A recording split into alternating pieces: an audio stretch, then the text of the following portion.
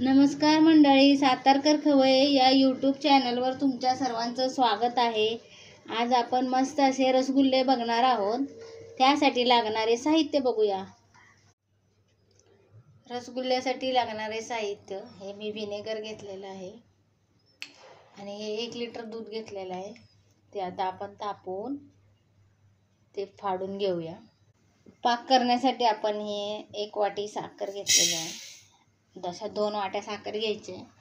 हे 2 वाट्या आपण टाकून घेतलेले आहे साखर। त्यामध्ये आपण 1 वाटी पाणी टाकून घेणार आहे। हे पाणी टाकून घेऊया आपण, साखर बुडेल एवढं। आणि गॅसवर मी पाक बनवून घेते। हे बघा, दूध गरम होत आलेलं आहे। आता आपण ह्यामध्ये व्हिनेगर टाकून घेऊ आणि गॅस कमी करून घेऊ।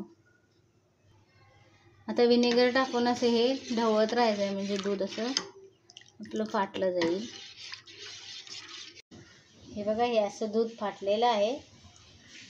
अजून जरा 1-2 मिनिटं आपण ठेवूया गॅसवर। हे आपलं झालेलं आहे, आपण काढून घेऊया। माझ्याकडे व्हिनेगर होतं म्हणून मी व्हिनेगर टाकलं। तुमच्याकडे जर नसेल तर तुम्ही 1 लिंबू पिळू शकता। आता मी हे काढून घेते। इकडे मी चाळण ठेवलेली आहे। त्यामध्ये पूर्ण पाणी काढून घेते।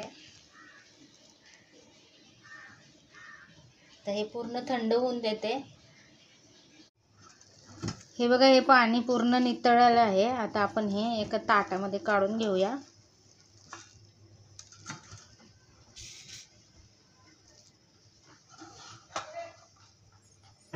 हे असं ताटामध्ये काढून घेऊ आणि आता हे असं मळून घ्यायचं आपल्याला, असं हाताच्या साहाय्याने। हे बघा, आता हे ह्याला चांगलं तेल सुटेपर्यंत असं मळून घेतलेलं आहे। त्याच्या गुठळ्या सगळ्या हे मॅश करून घेतलेल्या आहेत। आता आपण इकडे पाक झालेला आहे आपला। आता ह्याचे आपण छोटे छोटे बॉल बनवूया।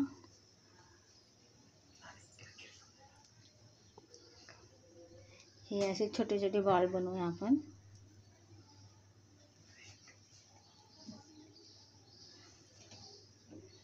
मी हे बॉल बनवून घेते। पाक उकळला आहे। आता आपण हे गोळ्या बनवलेल्या टाकून घेऊया। ह्या छोटे छोटे गोळ्या बनवलेत, ह्या पाकामध्ये मोठे होतात, पाक शोषून घेतात ना। हे बघा, ह्याच्या वरती झाल्या स्पॉन्जी होतात चांगल्या मस्त अशा।